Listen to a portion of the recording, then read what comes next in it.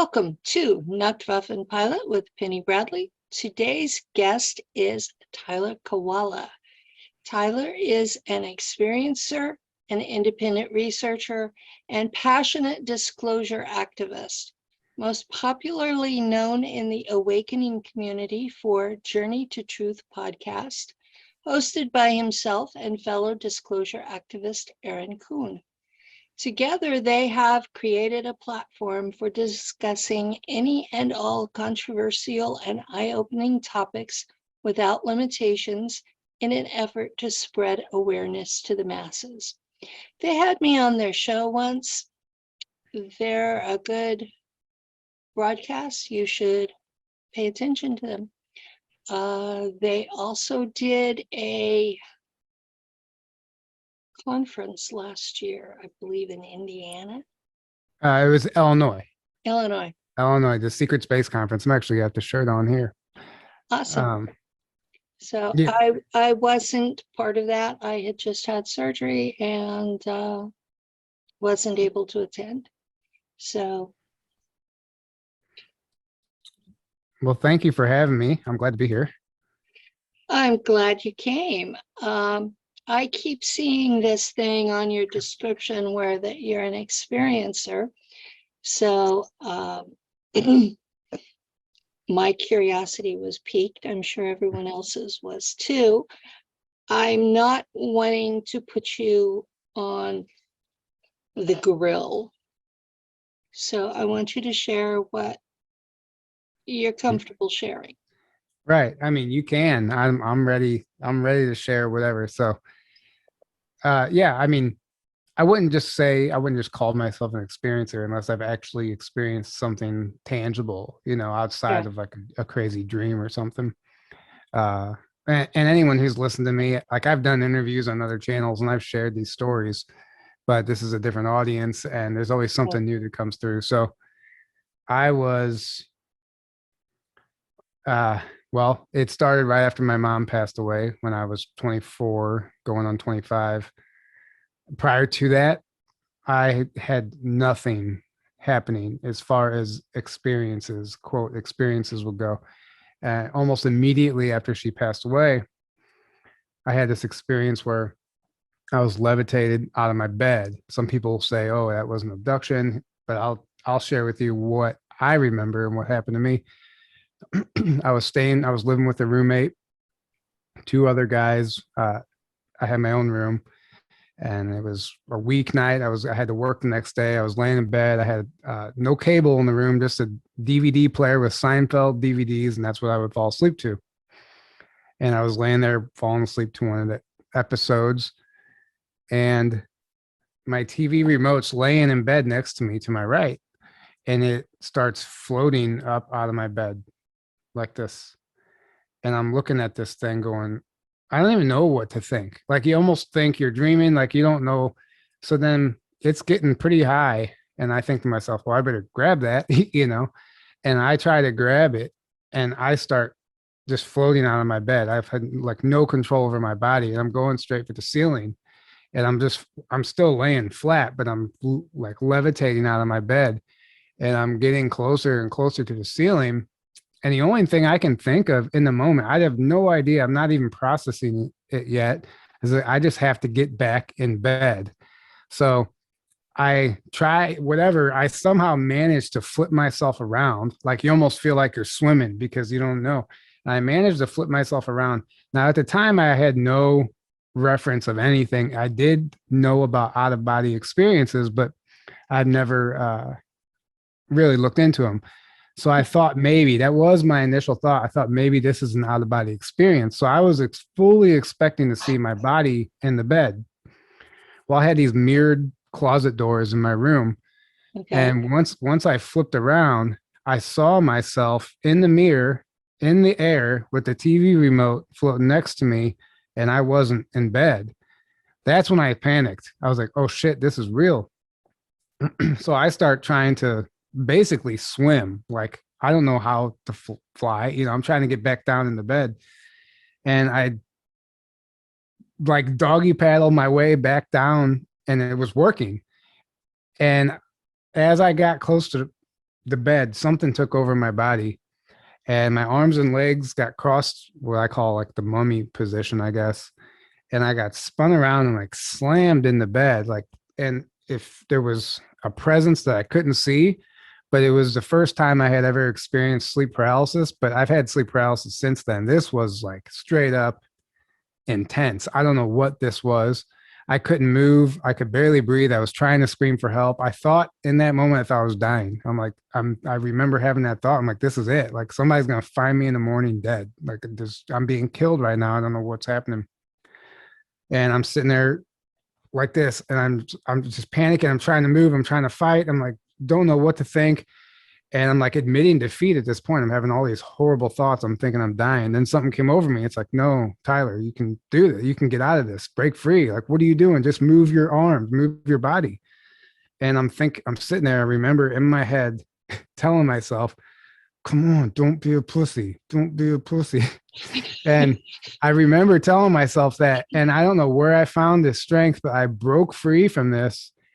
And I jumped out of bed, flung open the door, ran down the hallway into the kitchen. And I turned around like completely out of breath. I'm like, what the fuck? You know, looking back down the hallway, waiting to see something come out of the room. And I don't even know how long I was standing in the kitchen. It felt like an eternity because I was trying to process what just happened. So I slowly walked back down the hallway and like peeked in the room because I was scared. I didn't know what the hell was Yeah, I happening. bet. And I didn't see anything. Everything seemed normal.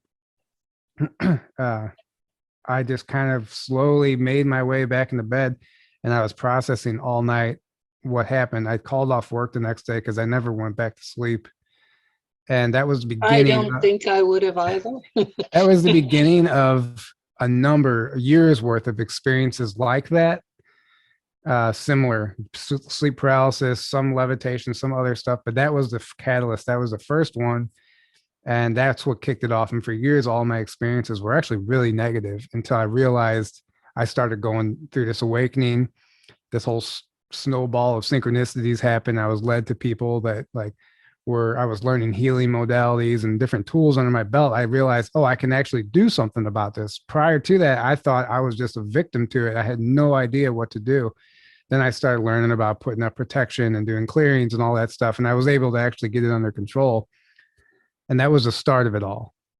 So, and then, I mean, there's been plenty more since then. And I don't know where you want me to go after that, but yeah, that was the first Well, one. my commentary is, first of all, I'm glad you figured out how to get some control.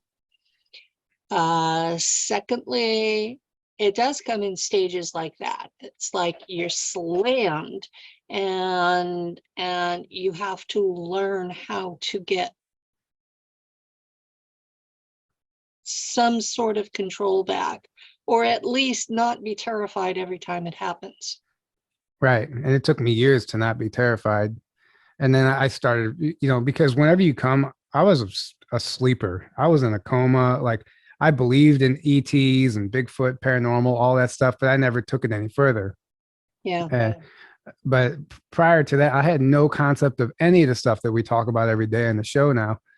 And I, you know, just realize having the realization to let go of fear like was huge. I never had thought about like you're giving your power away whenever you fear something. So you just have to learn not to be scared of it and take your power back. And that's really the biggest key. But it's a very, very complex and detailed how I actually overcame this because it was lucid dreaming, and I was actually able to see these entities in my dream before they would get to me, and I could wake myself up before they got to me. And that's how I ended up stopping it. So every time I would know they would infiltrate, and you could tell because they don't fit into your dream or whatever your experience, they're infiltrators.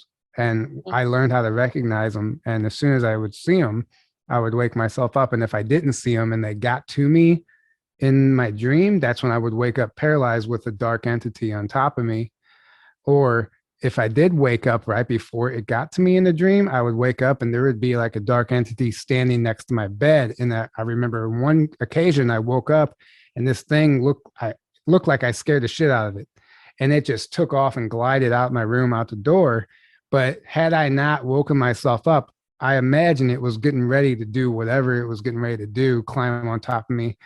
So I had to learn and figure out how to get through that, but I did.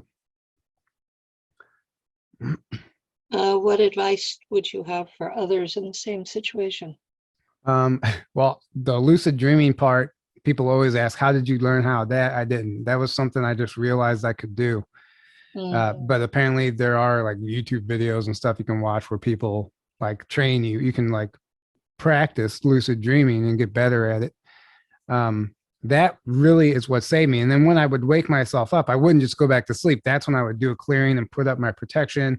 It always looks different because I'm always learning different techniques and you're always changing it up. And if you don't change it up, they figure out a way in. It's like a velociraptor testing a fence, you know, and they're just trying to That's get, a really good description. Yeah. yeah. And that's what they I, do. They try and try until you let your guard down. And people are like, well, maybe you're creating or manifesting these attacks by putting up protection against them. I'm like, no, because as soon the as I quit, attack started first. right. And Uh, then as soon as I quit putting up protection, that's when they really get me because I let my guard down. And we're in the middle of a spiritual war, galactic war, whatever you want to call it. It's not like we can just go out there and take our armor off and be like, let's see what happens. You know, you would never do that on the battlefield. Like this is an actual war right now. So, yeah, a lot of people don't realize how it's a spiritual war. It's not so much a war with ETs because they've been pretty much blocked from coming here.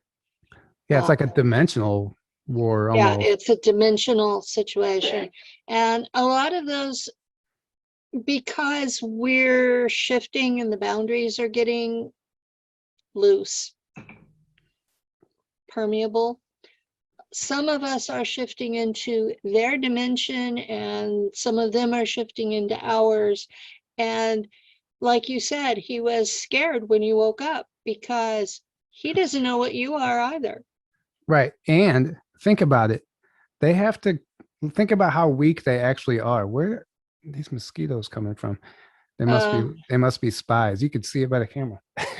um, I've got flies here, so if I'm jumping around, we keep the back door open so the cats can go on the patio. Right.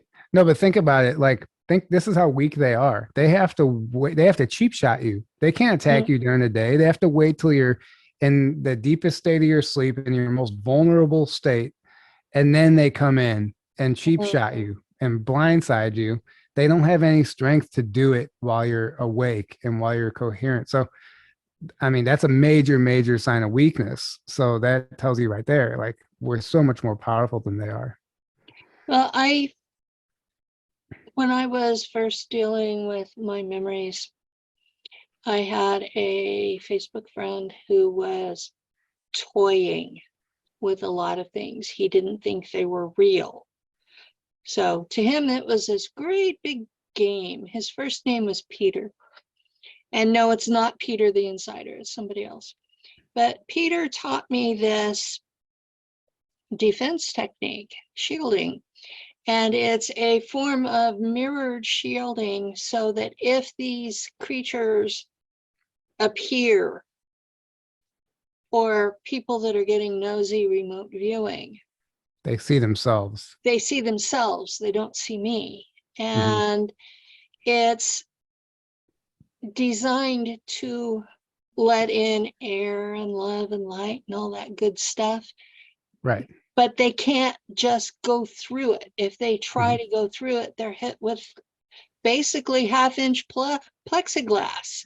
Right. And because he taught me to plug it into the quantum static field, it's not one of those magic ones that disappears every day.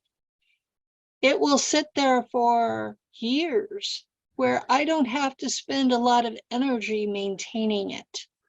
That's actually very interesting because I always wonder, and I tell myself when I do my clearings or put up protection, I like give them a time limit. I'm like, all right, let's last this through the end of the week or through the end of today at least. But it seems like you're always like, Yeah. patching it back up, which is fine. I mean, it's good to practice that anyway, but it would be nice to have something that just is fortified and you don't have to worry about it all the time. But Yeah, I've put it up, and I have people in my life who are mages, and they keep trying to get in and see what I really am. You know, Right. I mean, I'm a public person. If people haven't figured out what I really am by now, I haven't been doing my job. You know, Right. they don't need to be invading my personal space. Hmm. You know, and that's a big deal for women because we're so taken advantage of so much of the time. Right. Right. So my shielding matters to me, and I am who I present myself as. And if you have to dig through my shielding to see me, well, talk to me privately. And if you have you better have a damn fucking good reason. Right. Well, I mean, yeah, I mean that's gonna happen. It's inevitable. There's always people, entities, whatever. Like I said, it's a war, so you're always gonna have those people. But I just try not to focus on them. Don't give them too much energy because you're giving them power when you acknowledge them. So, yeah, Mhm. whatever. Do what you want. Yeah, but Peter taught me how to do shielding, and at a time when it was really necessary for me, and I'm grateful. Right.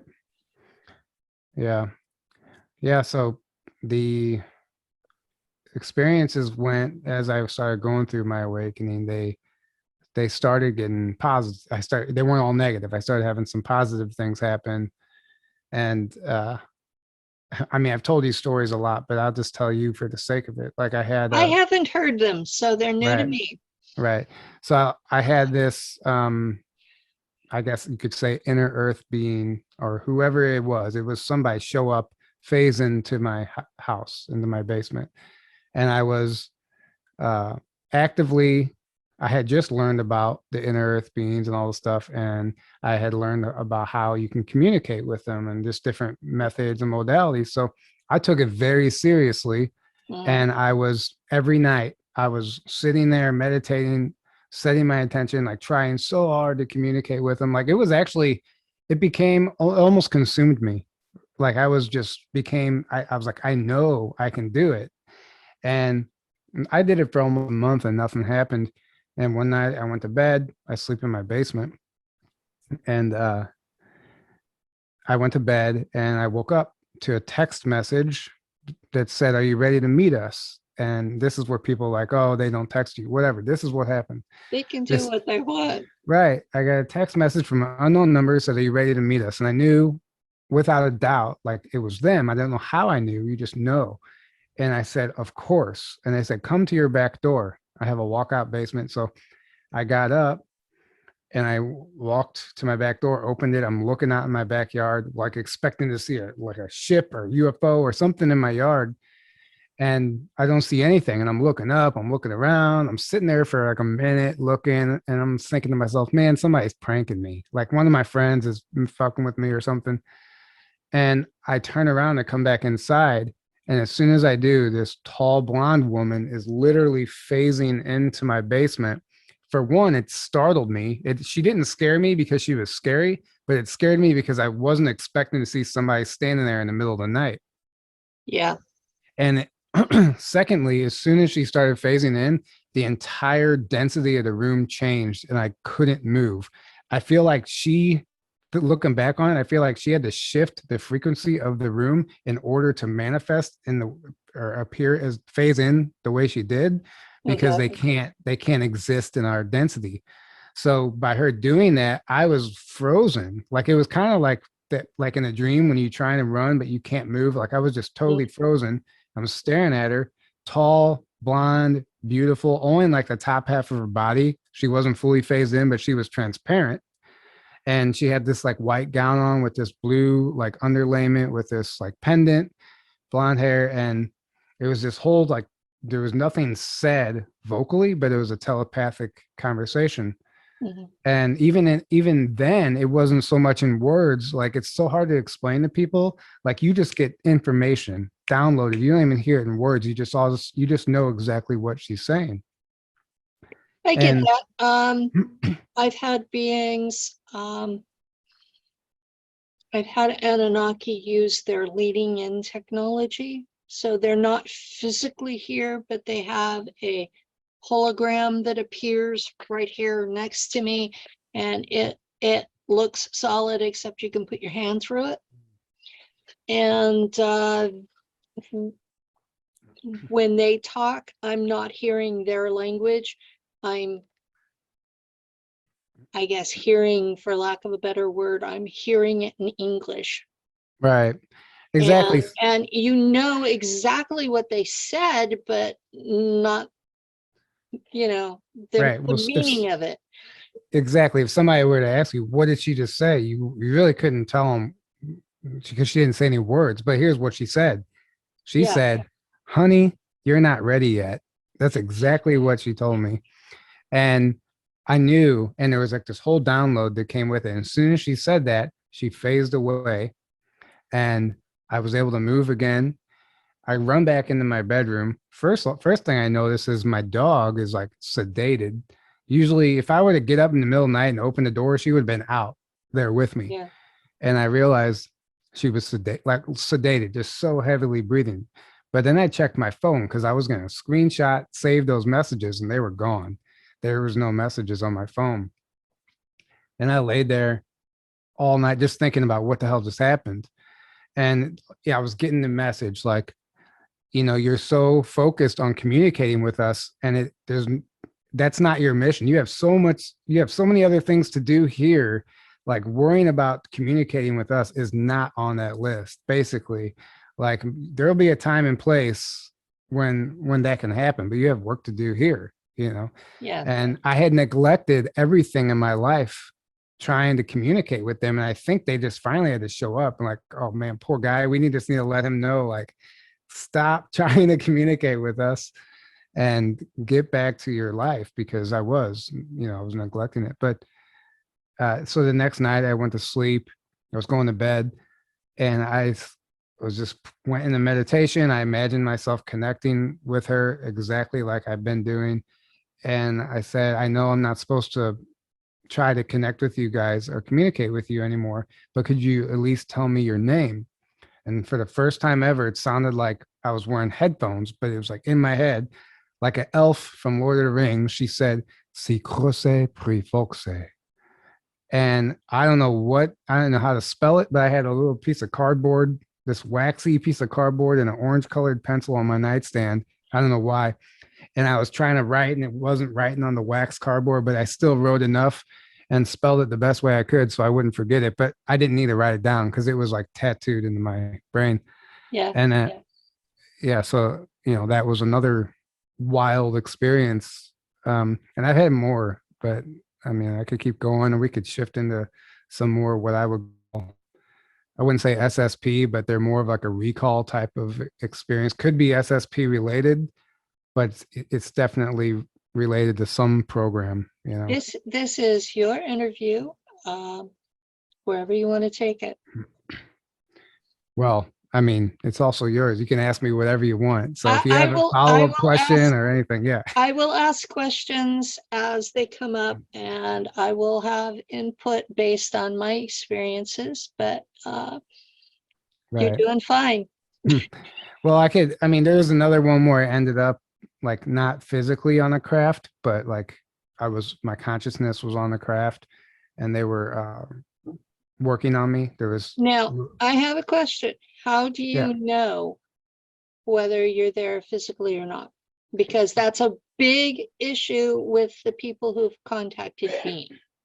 I know I wasn't, because at the time I was having all kinds of experiences. Like it was crazy. And all of a sudden one day they stopped, and I was like having these withdrawals, but at the same time they were like ruining my life because it was and I was remembering way too much. And when I finally tapped in and I got an answer, they said that they basically, I was like, something happened and I was remembering too much, and they basically had to dial me down so I wouldn't remember, because they said that I would have actually started to go insane, like insane asylum insane. Like I would have had to be checked into institute, because I would have started losing my mind. And I already was, because what I was experiencing at night was so fantastical and incredible and dark and horrible all at the same time sometimes, that I was missing, I lost count of how many days of work that I missed.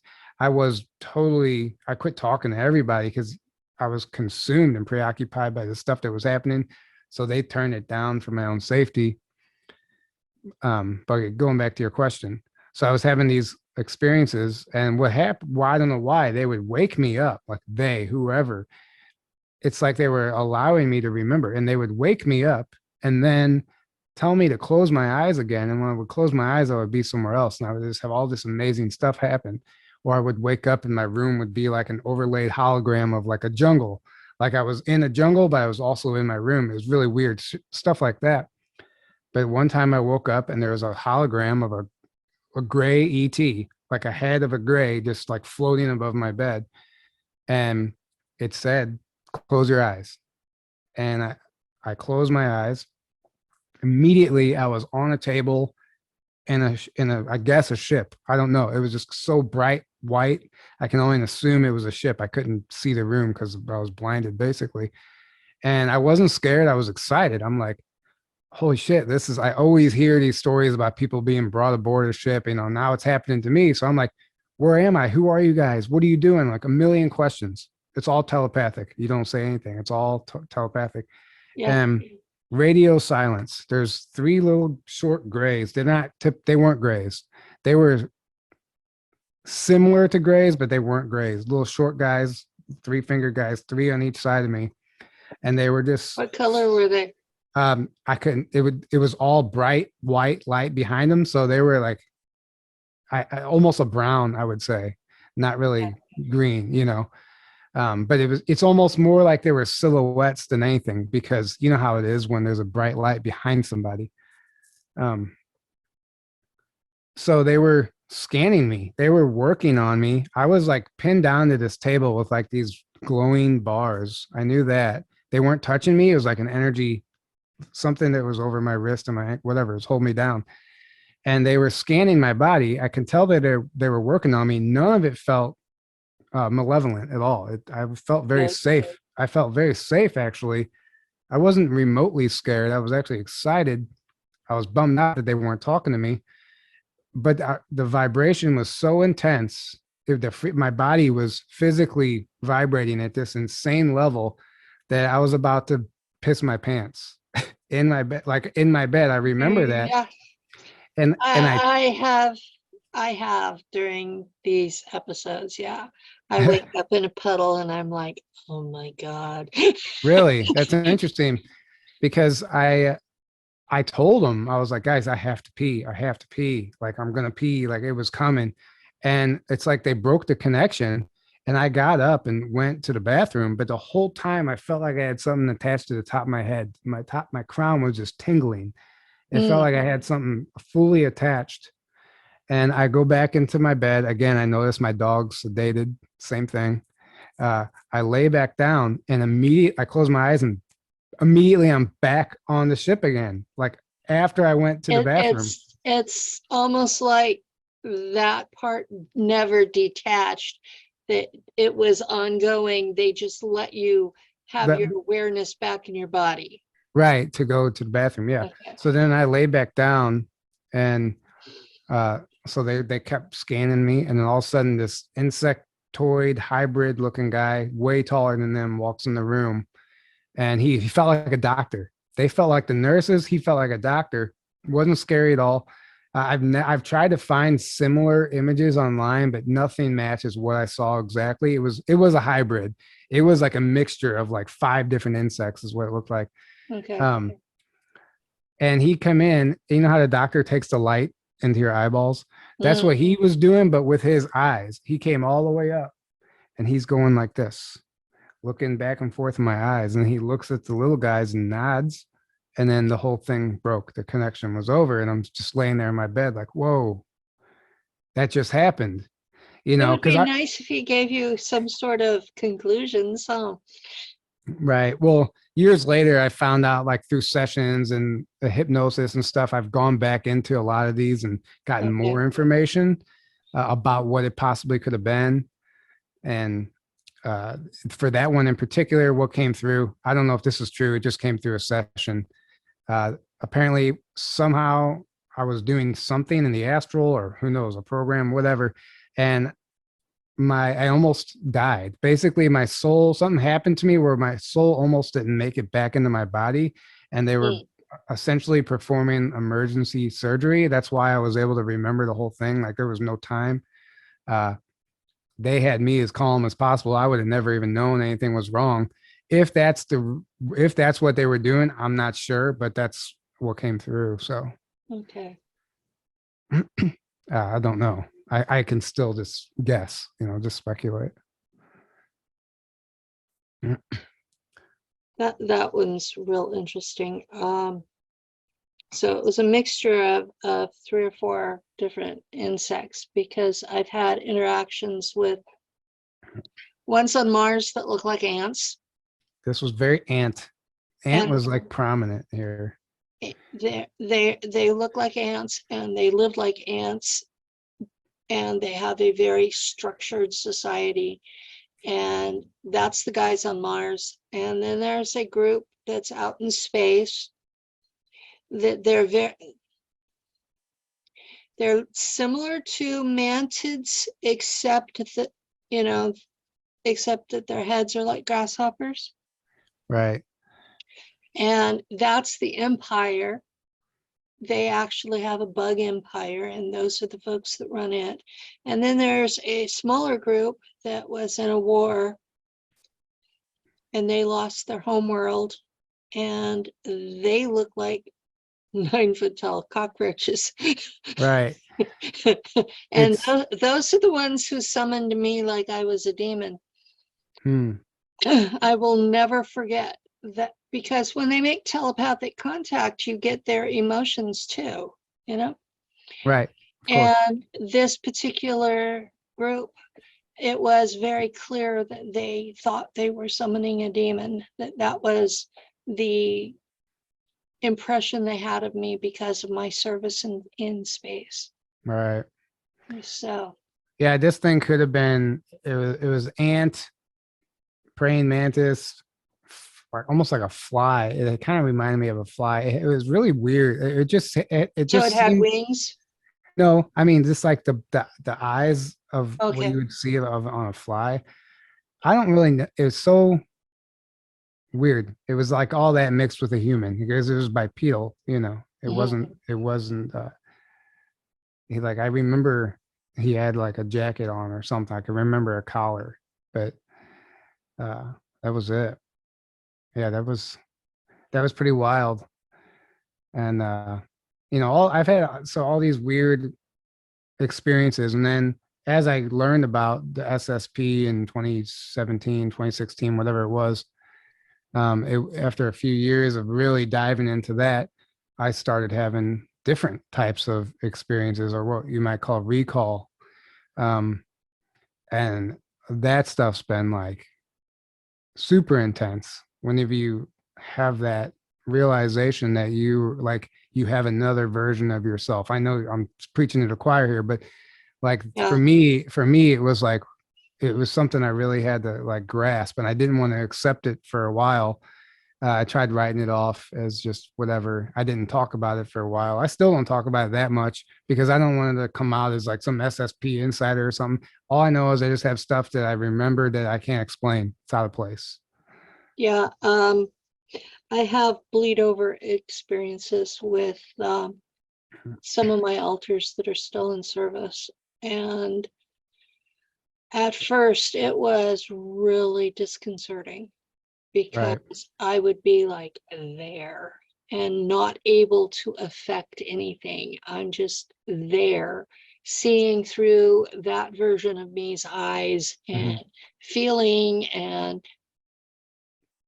still at the same time, the person whose body I'm in is doing the actions. Hmm. And when I got really emotional, I could affect things there.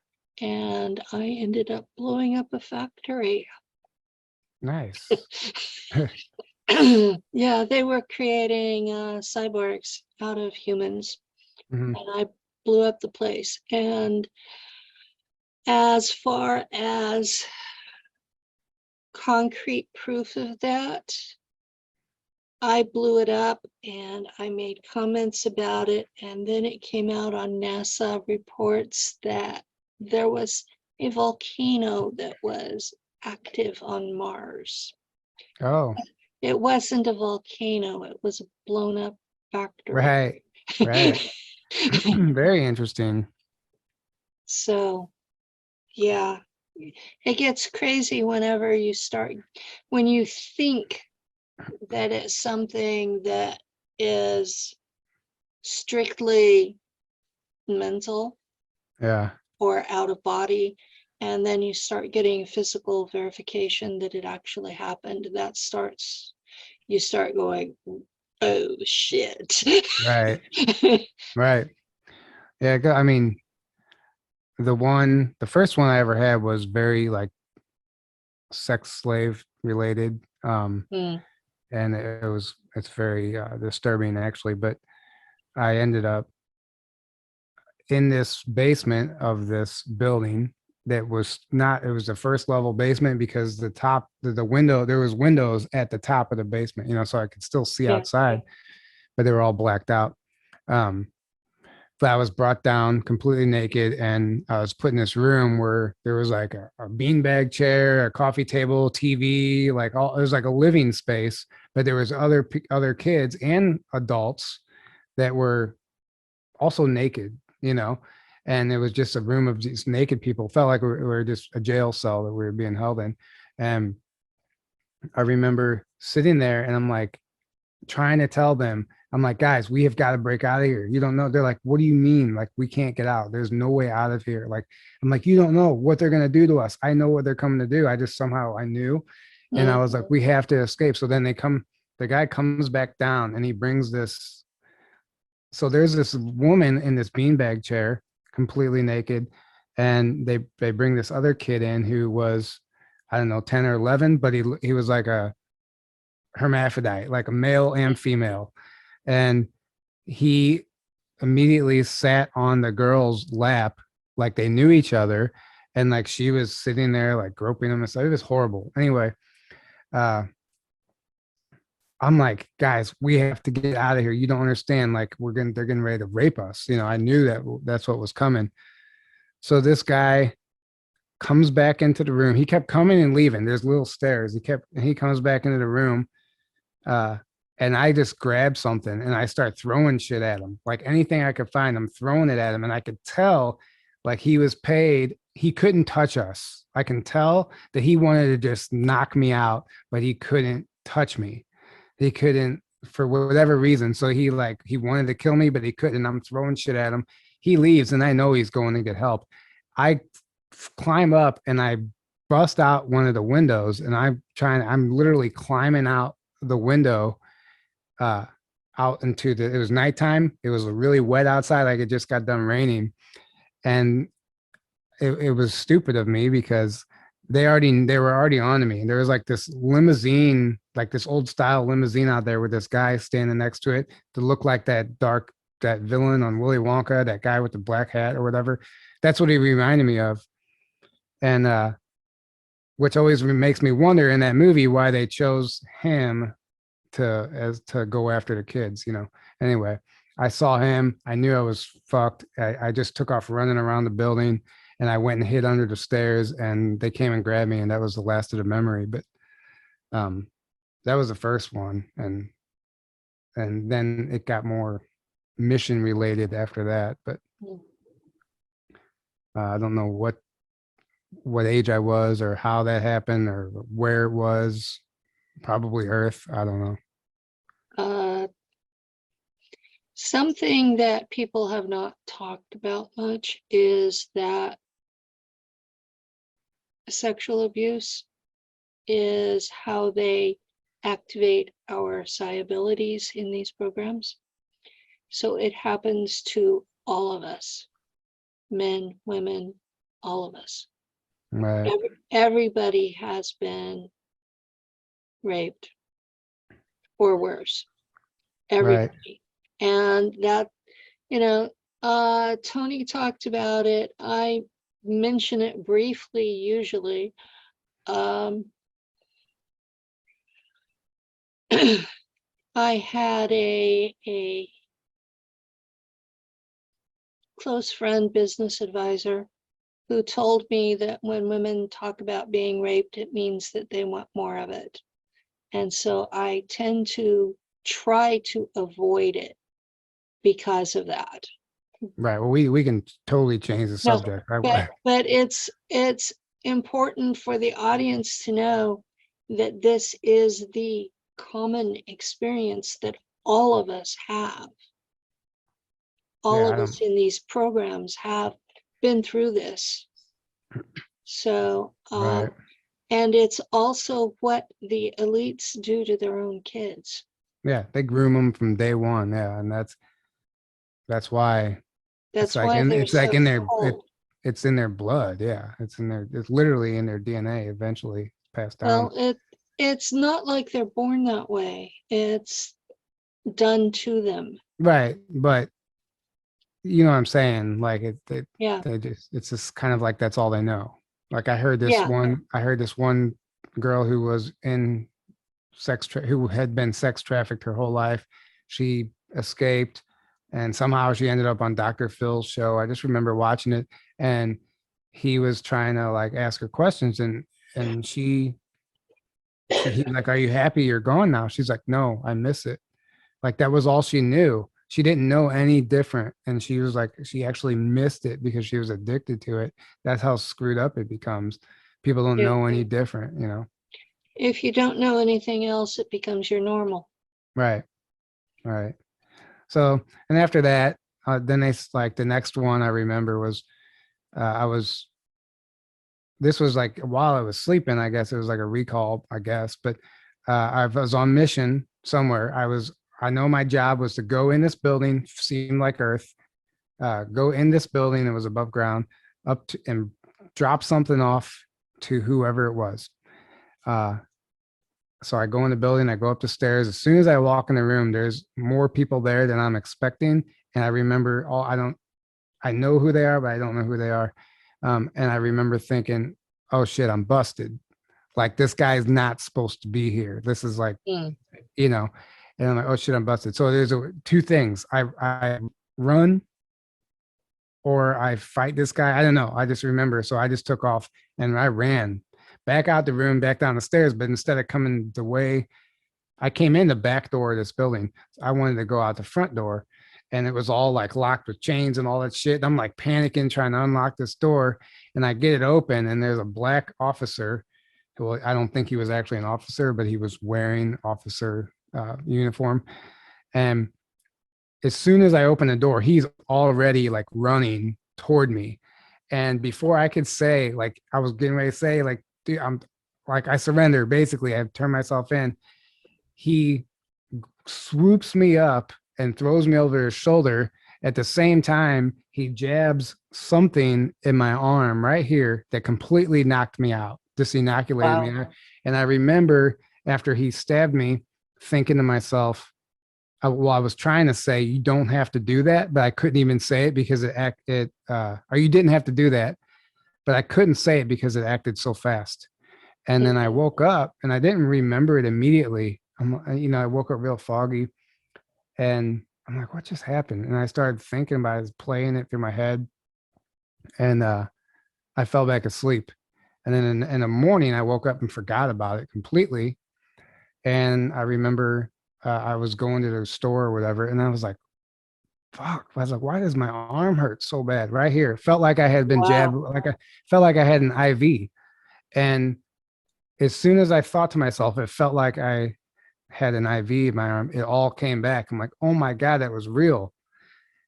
My arm was so sore for like 2 days right there. Exactly like if you've ever gotten an IV and they pulled out, it's real, like kind of weak and sore. Yeah. That's the exact feeling. Like I had been punctured with a needle. And that was really the first time I'm like, wait, so is is this happening right now? Is this like bleed through of a clone? This is what I still don't know. Like, how does that work? And how am I able to feel the physical effects of something that happened like on a mission? I don't know. Maybe you can add to that.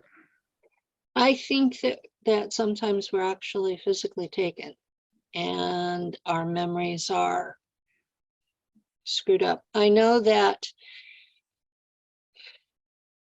I haven't been taken for a while.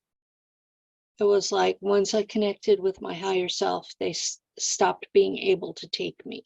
But before that, I would wake up and see a red circle in the darkness in my hallway. Big circle. And there would be people coming out of it. And they would be wearing black fatigues and no markings. And I'm lying next to my partner, Lou, and he's snoring logs. And I'm like, okay. And we have 2 cats and they're snoring logs, like you said, that Right. your dog was sedated. Sedated. Yeah. That's the way they behaved. And I'm not fully awake, but I remember seeing the red circle and the people coming in. And I know one of these people that's on that team. Right. She doesn't talk about it because she thinks all the SSP people are going to hate her. And some of them will. But that's her assignment there, just like we have our assignments. And Right. so it's her job to come, and she has full recall. So she knows exactly who she's picked up and who she hasn't. Right. So there are times that I ask her, well, is so-and-so real? And she'll say, I have never picked up that person. Right. And so then I avoid interviewing them. Right. Yeah. I mean, I'm not, like I said, I'm not claiming to be any, like, in any program. Oh, I know. But yeah. So, but she says that they have to send 4 people to come get me because even sedated, I will fight them. Really. Yeah. I mean, I have seen I it. really just don't fucking want to go. Right. I mean, I have seen other people in some of the recalls. One of them was very brief, but I was in a very, I would guess I would call like a little dart, like a small ship being brought back to my house in high school. Like, this is a memory. Like, I was in a ship and they were bringing me, like, flying. I remember flying up to my house, like aerial view, and who was driving the craft was Johann Fritz and a black gentleman who I later found out might be Franklin. I don't really know. Like, that's just what somebody told me. I don't know if that's the case, but I've seen him. And then another memory, I've seen Misha Johnson, if you know her. I've seen Yeah, her somewhere. I've stayed at her house. Really? Okay. She's good people. Yeah, I like her. But I saw her one time too. And I'm just like, it's like everybody in this community, in this, like all these people, that we all on some level working together. It's really interesting. We're either working together or we're on opposite sides fighting Right. each other. Right. Yeah, And I've that's experienced that too. one of the things that the public doesn't understand is Mhm. the same people abduct all of us and have assigned us to these different groups. So it's not like you're evil if you're one or the other. Right. We're all victims being assigned. Exactly. And that, And being assigned to one or the other doesn't make you a bad person. It's just where they assigned you. right. And most of the time you're probably doing something you don't want to do anyway. And that's what I noticed. Some people don't know how to separate, like, the SSP realm from the human body, like the human form. And Yeah. like this is the human. You can't, like, be mad at this person for some memory you had, like, in the program because Yeah. it's totally unrelatable. They don't even, they're not consciously aware of what that version of themselves is doing. So I don't know, maybe they are, maybe they aren't. That's just the way I see it. Some of them have awareness, most of them don't. Right. Most of the SSP people here don't even remember being there. They just have weirdnesses they can't explain. Right. That's what I had for decades before my memories were restored. And when it was restored, I had this download, this big lump of memory, and it was all in German. Right. That's very interesting. And I had real memories, but Yeah. everybody's speaking German. I don't know what they're saying. Right. Well, I did start getting more real stuff, and I actually was able to go find two of the buildings that I had seen in a recall in real life. Cool. Like I went and found them, and then that's when I really started putting this together. Like, okay, I can't even pretend like nothing's happening anymore, because I just found these two buildings that I was at a few nights ago, and it was Boeing facility in Illinois. And that was in my recall, my memory. It was the middle of the night. I was taken there. We're in a black SUV. There was another black SUV. I don't know. I know who one of the people were who was with me, but I won't say their name. And they brought me. We parked in this building. There was two, or in this parking lot. There was these two buildings. I remember them very vividly. That's how I was even able to find them. And they took me down around back into the basement, and they were testing me, like testing. They wanted to run some tests to see what my abilities were. And it's a really long story, but I ended up finding those buildings They test because all of us. because somebody after the conference called me and was like, thank you so much for putting that on. It changed my life. I've had all this stuff come up ever since. And he told me something that he remembers from a Boeing facility, from the Boeing building. And I was like, as soon as he said that, I don't know how I knew, but I knew those buildings that I had been to were Boeing. So I got online. I'm Googling, Google Earth, whatever, everything Boeing. Nothing in Missouri. Then I found them in Illinois. I'm like, that's only 45 minutes away. I'm going. I drove there. I'm like, holy shit, this is it. And there was even some details. Like I remember in particular, my old company that I used to work for in construction, there was signs up like they were doing work there. I'm like, that's so weird that my old company like would have, like, this would be a construction site. So when I went there, I'm at these buildings, I see a truck drive by with a dumpster on it with the name of my old company. And then I look right next door to the building that I was taken is a job site of them, a building, another Boeing building that my old company was building. I'm like, okay, so this is like such a minute detail that I could have never made up. Like, Yeah. and I'm like, what's going on here? You know? What's going on here? This has been going on since at least World War II. Yeah. Right. It may have been going on before that, because in my researches, I found that the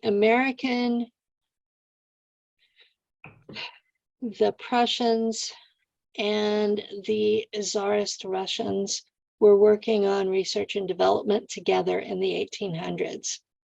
And they came up with the groundwork for a lot of things, including mind control and everything that the World War II Germans came up with. It Right. all had their foundations in this trio of countries working on research and development together. Right. And that was there was a giant leap forward at about the time of our Civil War.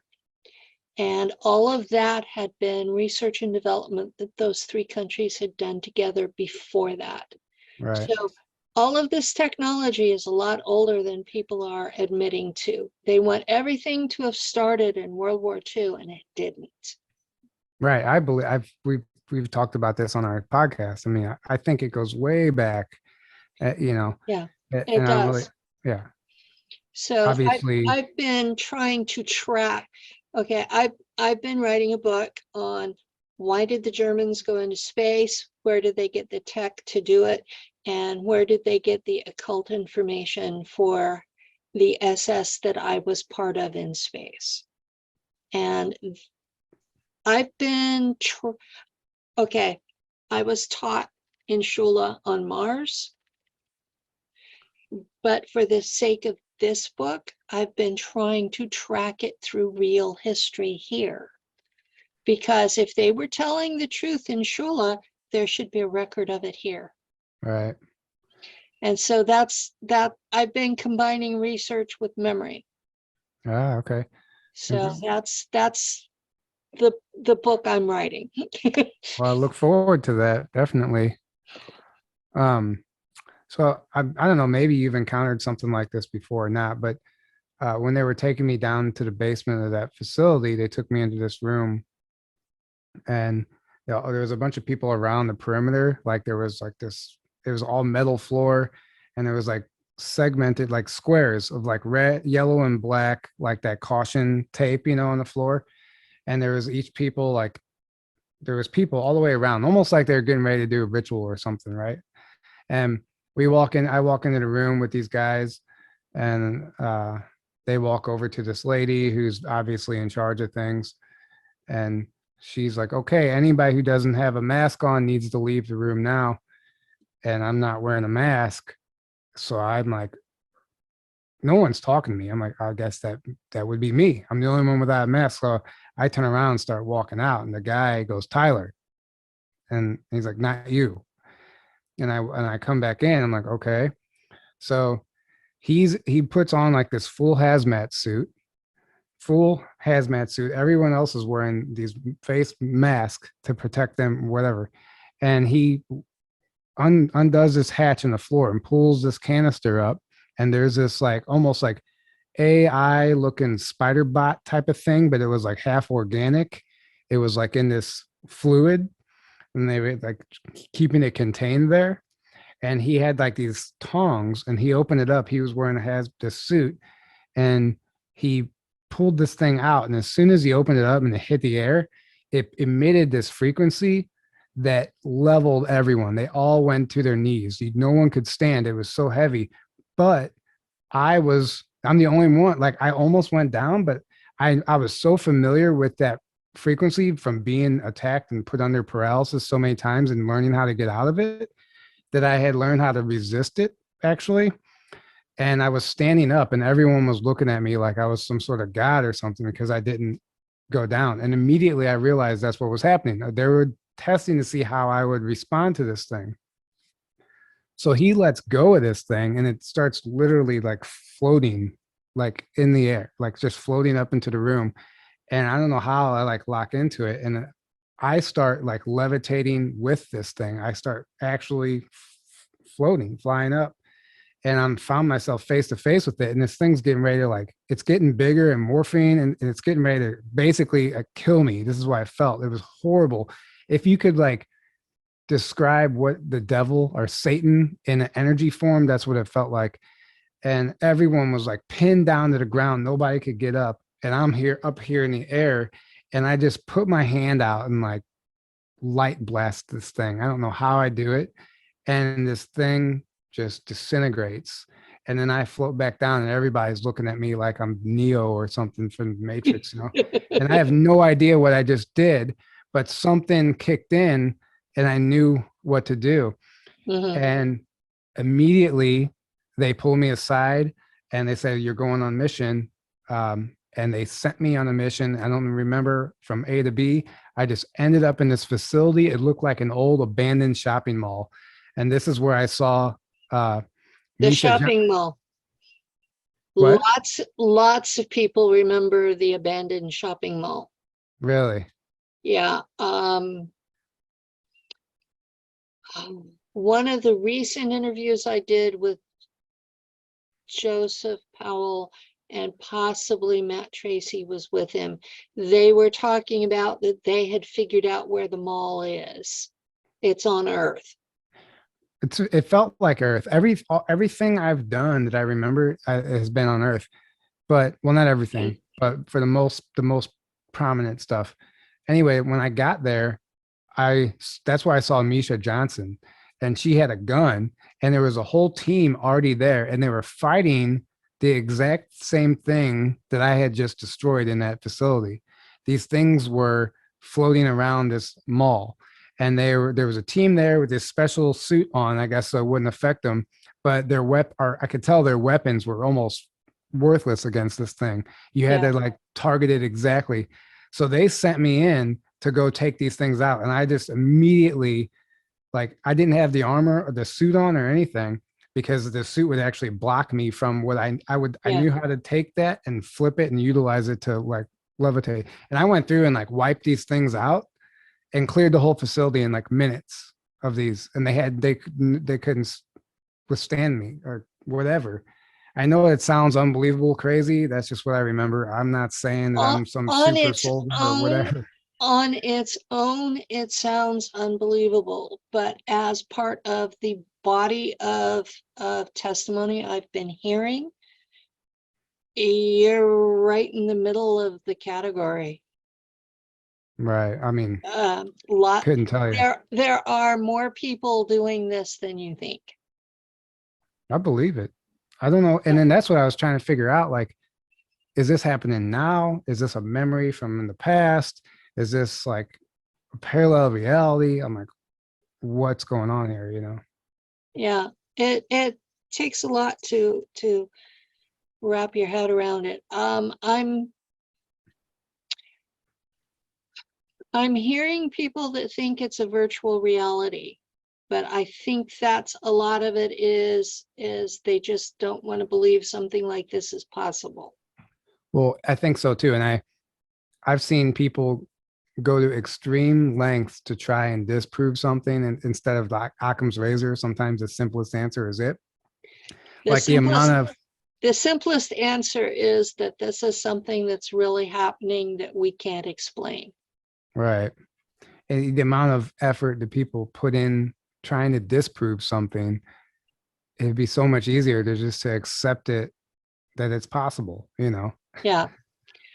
Um, After being taken in the Red Ring, which I believe that to be a personal portal tech. Hmm. So I know that's real too. I don't know how I know, but I've always felt like there's personal portal tech. Yeah.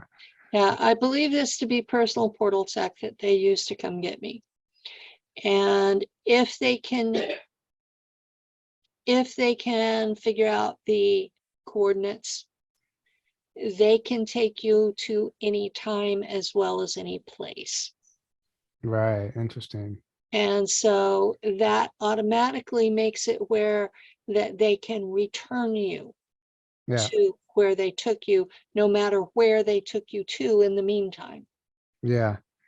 And talking about being so fantastical, thinking back on like I would have like at some point, you know, we write it off or it's real. But the fact that Yeah, I went and found those two buildings, I'm like, okay, if the buildings are real, like did all the other memories have to be real too? Like, you know, even though it sounds crazy. yeah, it's something that those of us who are experiencing it, we have to figure out for ourselves, was this real, or was this virtual reality, or was this like a hallucination? But Right. we have to deal with it ourselves. And all of these other people throwing ideas at us, it gets to the point where, I don't know about you, but I get to where I feel insulted, Hmm. because my memories were activated in 2013. I've Right. been I've been dealing with this for almost a decade, sorting through, doing the research, hearing who else experienced similar, and dealing with all these people who came to me thinking I could fix them. Sorry, guys, you have to fix yourself. Right. But at the same time, I've heard all these stories, so I kind of know what the continuum is. Hmm. Yeah. And you're right in the middle. It's stuff I've heard before, not with the the same details, but you know, I don't Right. think you're crazy. Well, I mean, here's the thing. So I've had a bunch of sessions with channelers, psychics, or QHHT, all this. So I've had all this information come through from those sessions that I Yeah. don't even talk about because they just came through the session, but I didn't actually remember it. It's just stuff that Yeah. came through the session. And like, it's incredible. If I was to tell that whole story, if as it was real, it's completely wild, but I don't even, I have nothing to corroborate it or validate it besides the fact that this is what came through this session or this is what this channeler told me. And I take that with a grain of salt until it's corroborated. So anything that I share is my own actual memory and it hasn't Yeah. came through a session. It wasn't told to me. And I do see people do that sometimes too. Oh And God. and I'm like, well, do you remember that? Or did this come through a session, So anything that I I share is a had memory. I had 3 regression hypnosis. The first one, it came through that I had been DNA modified by a group that called themselves military laboratories. Okay, I had no idea what the hell that was. So I did some research and found out that that was the precursor to DARPA. Oh, So what came through my hypnosis was actually verifiable. right.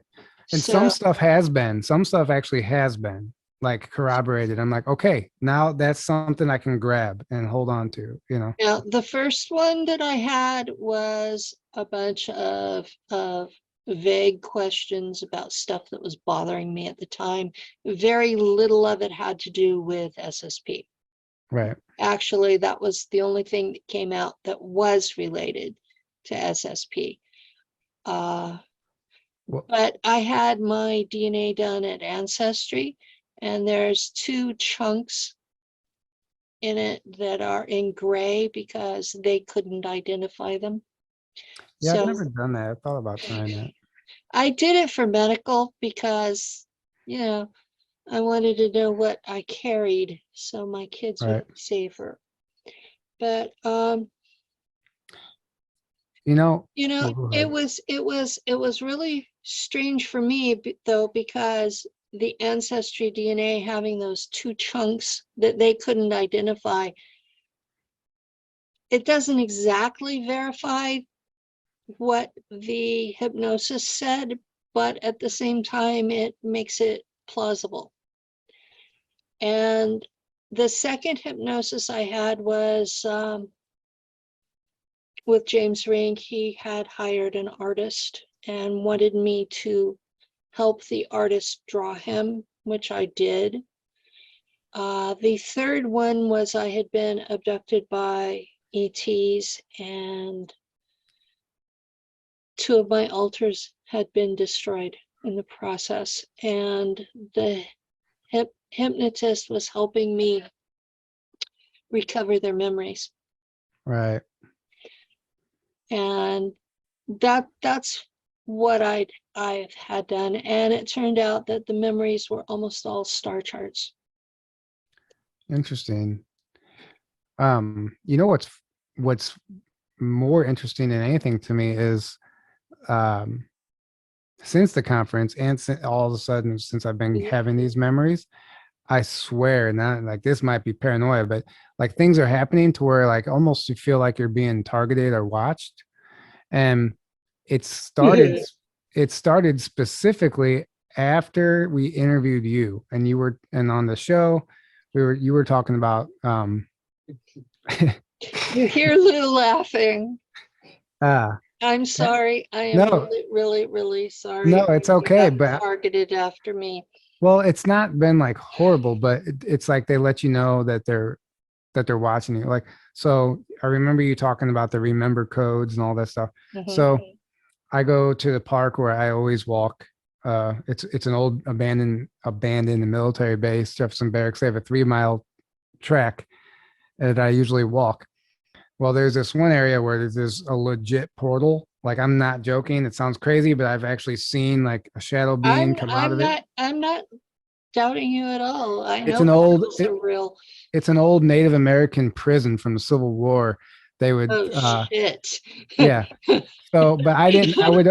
I would go and mess around by this portal because you can feel the energy and you see this weird ripple if you go into this room. It's like all down. It's like in this bunker down in the woods. You could like you almost don't even know it's there.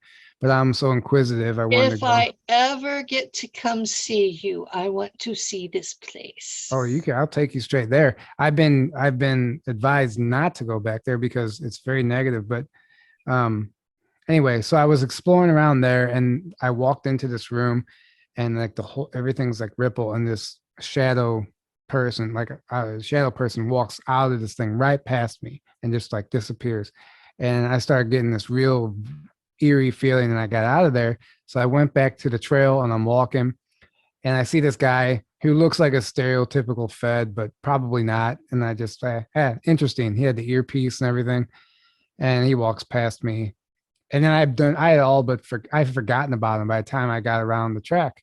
And then I get to this area where so there's like workout equipment every so often, and there's this little wall that you climb up and come back down it's like a triangle. Uh, there was this girl, a little girl, I could see her way in the distance, just standing on top of this triangle, on top of this whatever ladder thing. And I'm thinking to myself, where's her parents? This girl has to have parents. Like, where are they at? There's no way this little girl's lost. Otherwise, like, I don't know, she needs help, whatever. Yeah. And I'm getting closer. I'm like, surely her parents are around the corner, whatever. And I get all the way up to her, and there's no parents. There's no one around. She's just standing on top of this thing. It's the weirdest thing. She's got like a black COVID mask on and a hat, and pink jacket. She's maybe 10, 11. And she looks at me and goes, hello. And I'm like, hello. And she starts saying, I thought she was speaking German.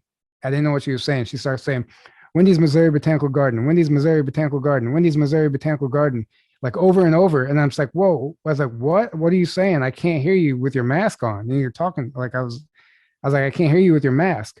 And she said, Wendy's Missouri Botanical Garden. And I said, Missouri Botanical Garden. And she said, Wendy's Missouri Botanical Garden. And the only thing I could think of was the remember code thing. I'm like, oh, that's so weird.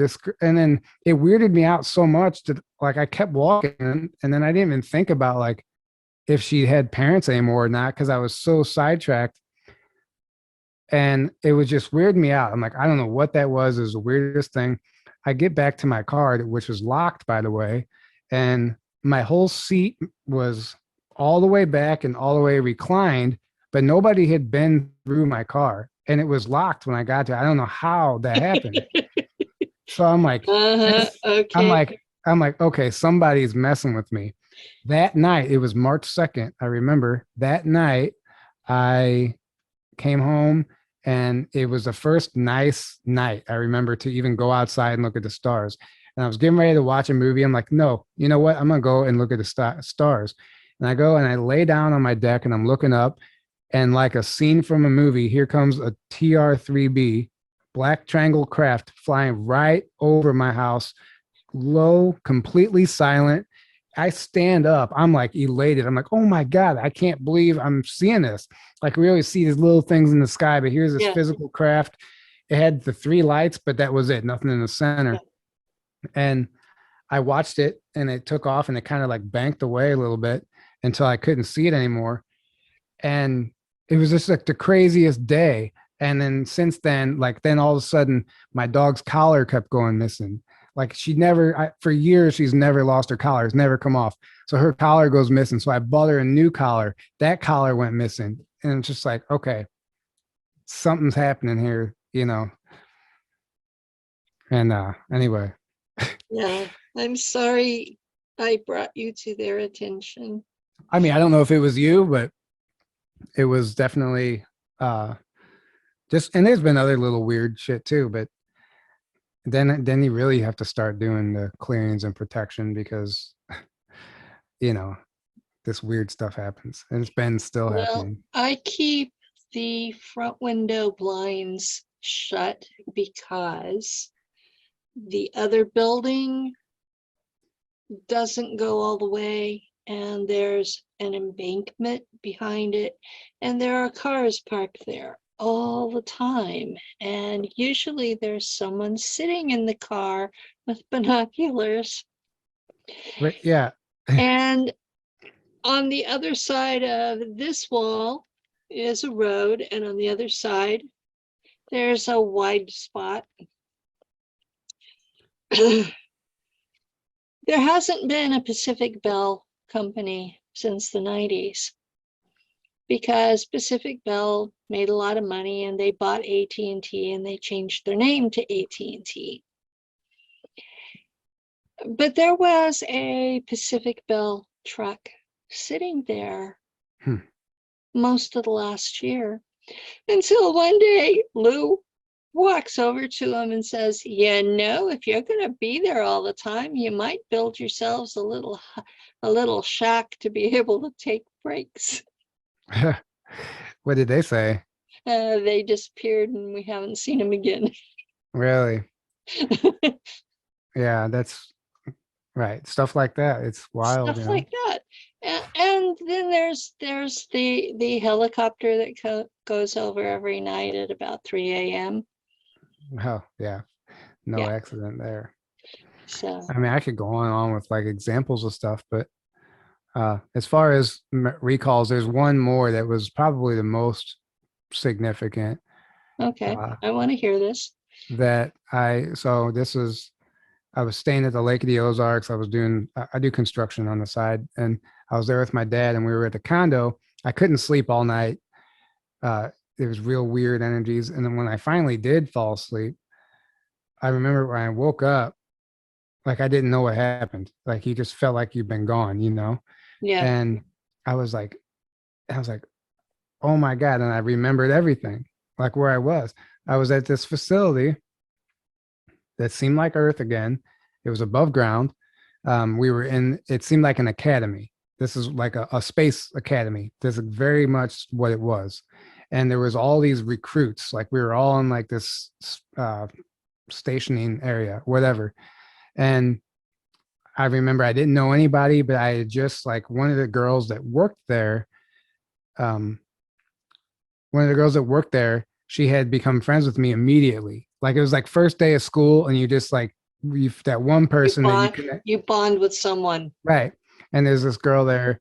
Her name was April, and we just start. I don't really remember the conversation, but I just remember talking to her. And then they're like, okay. They came and brought everybody these orange uniforms, like full on orange, look like an astronaut uniform, kind of maybe, but I don't know. And I remember we all put them on thinking that we were like hot shit because it was the first time we ever been in. Like, imagine if you just like dressed up in some military fatigues and looked in the mirror, you'd feel pretty cool. That's what it felt like. And they escorted us all downstairs, and they put us in two lines, and we were waiting to go into this room. I don't know what was in there. And that girl that worked there, she was walking around, and I could tell her job was like to tend to any of the recruits if anybody needed anything. And she had like this hovering cart. It didn't actually have wheels, but it hovered, and it had a holographic sign above her head of her name. It just like it said April, if you needed help. And she walks by me and she's like, you're not signing up for this, are you? I'm like, do I have a choice? And she's like, yes. She's like, don't do it. She's like looking at me with the most urgency ever in her eyes. She's like, but I could tell at the same time she wasn't actually supposed to be talking to me because she was like trying not to stop moving. And she was like, don't do it. You have a choice. Trust me. You don't want to go in there, blah, blah, blah. And I'm like, it's already too late. Like I'm already here doing this. So then they walk over, this other guys, and I don't even remember what type of fatigues, are just plain, walk over and they hand me and two other people blue uniforms. They're like, here, you guys get these. And some of the other, so it was some new recruits and some people that seemed like they had been there a few times and like hadn't made it. And they're like, oh, they started making fun of us. Like, oh, you get the baggy pants. And so we put on these fatigues or whatever they were. They actually weren't fatigues. They looked like an old World War II era Navy uniform with like the bell bottom, the really baggy pants. And that's what they were talking about. The pants looked ridiculous. I remember looking down and just a big ass leg, and that they were like, oh, you get the baggy pants, whatever. So they brought me and the two other people in the blue upstairs into this office waiting room, which is above ground, like windows. It was an office building. And they brought us into this waiting room and we're sitting there and no idea what I'm doing.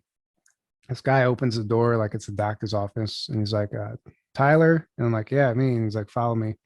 And he's walking me down this hallway. I remember this hallway because it looks like office buildings I've worked on in construction, had like the carpet tiles, the rubber base, white walls, and the doors had that like a little side light next to them, whatever. So we get to this room and there's a bunch of guys in suits in this one office, like way more guys than there should be.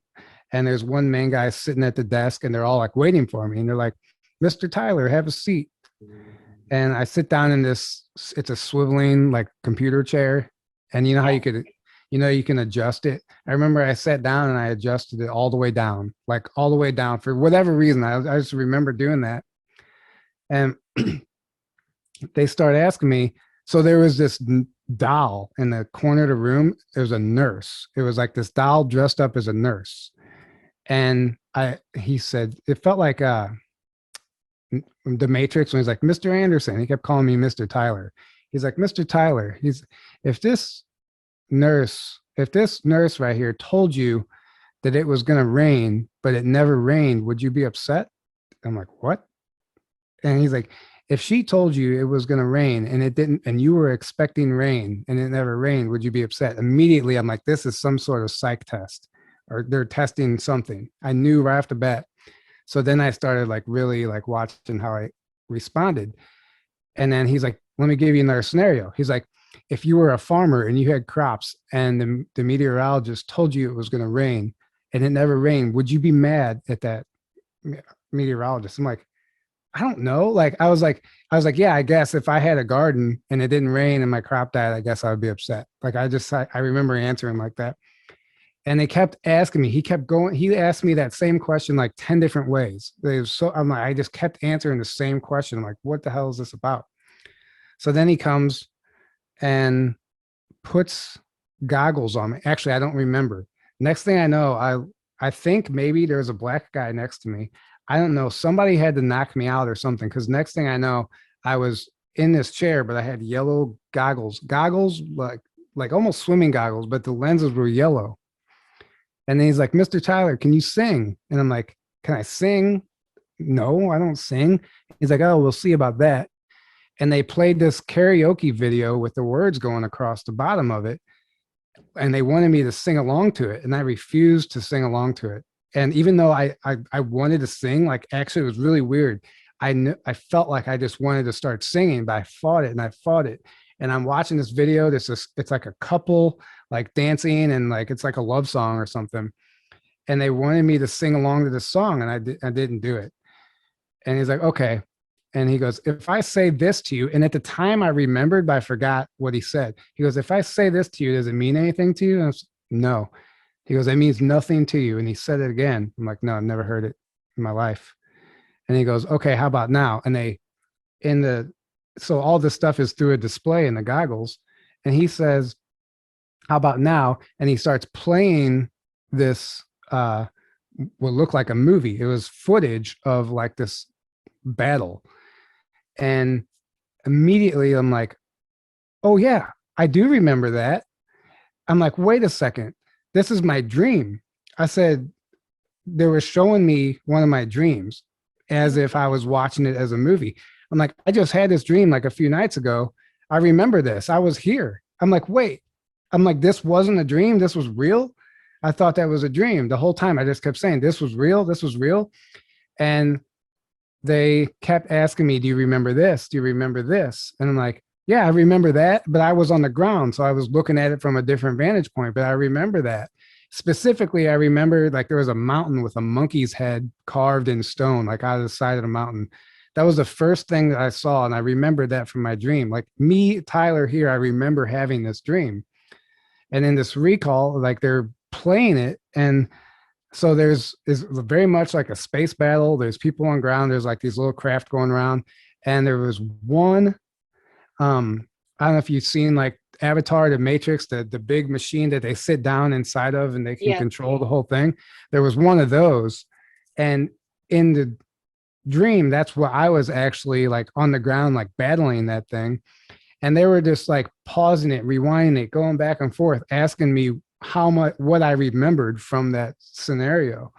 And they were just going through this whole thing. And I was actually like excited. I'm like, yeah, I remember that. I just couldn't believe that it was real. I'm like, I thought it was a dream. I'm like, this was real. Where was this? And they didn't tell me. But and it was right after that that the recall ended. I don't remember anything after that. But I woke up with full memory of that. I'm like, what the hell was that? Like, I have no idea. But that was it. That's amazing. There have been times that I would have those kind of dream things that you didn't know if it was real Right. or what. And I would come into one of the Facebook groups and say, did anybody have anything weird last night? And we would compare notes, but it would be a really general question to begin with, and so that I wasn't poisoning the pot, you know. Right. And most of the time there would be at least a half dozen of us that would have been having similar dreams for the night before. So at that point, whenever it's more than me and this person over here, when you start seeing 6, 7, 8 or more people having variations of a theme, you start thinking, well, maybe that was real. Right. Yeah. I mean, yeah, I haven't actually done that and asked anybody if they've experienced anything similar, but I mean, no Well, one I really, added you to my group, so you can ask in there. right. I usually don't, I mean, I don't participate in a lot of groups like that online just because I don't have time for one, and I'm always doing my other stuff. But at the same time, like, uh, I don't, I don't know, I just get preoccupied by that stuff. So I just try and just keep it separate from my own, you know. Well, what I did was, because Lou and I live in an apartment and the neighbors are not particularly friendly to my weirdness, um, I had to develop an online community for Right. my own personal sanity. Oh, I And get that. I get that. that Yeah. particular group I have cherry picked. They are people who are either real or are support people for us. Right. And nobody in there is going to be judgmental. Right. That's great. Yeah. That's great. And I know you tell these type of stories on the wrong interview or in the wrong place, you'll get crucified. I mean, they, they don't, people just have such a hard time and like, hey, listen, I'm just sharing these memories. I'm not claiming that I'm anybody. I'm just telling you what happened, what I remember. And it seems so real, I can decipher it from reality. And that's where I'm at with Yeah. this. I end up blocking at least one person a week on YouTube, at least. Some weeks it's more than that.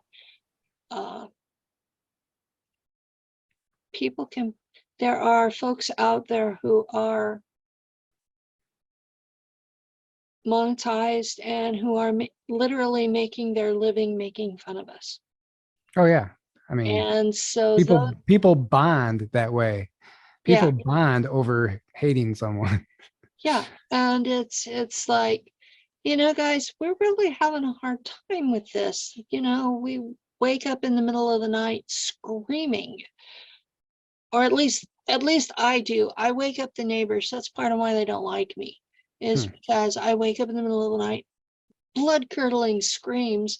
These are apartments, 8 apartments. So people at the other end of the building are being woke up by me screaming. So this is real trauma here, whether you think what happened to me is real or not. I'm still having real trauma. I'm annoying the hell out of the neighbors. Right. So, have some sort of compassion here. Right. That's all I ask, is that you keep an open mind and have some sort of compassion, that you're not gonna yell and scream and say I'm a fraud, or that my guests are frauds. The ones that I've caught being frauds, I've made big notices on the videos. Right. I mean, yeah. I mean, everybody makes mistakes, right? Mm-hmm. So, Of course, that's how we learn. It's all part of it.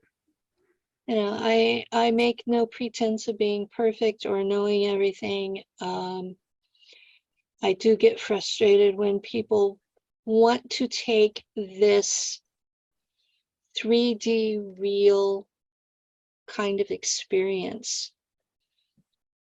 and make it into something religious. Oh yeah, I know That bugs the hell out of me. But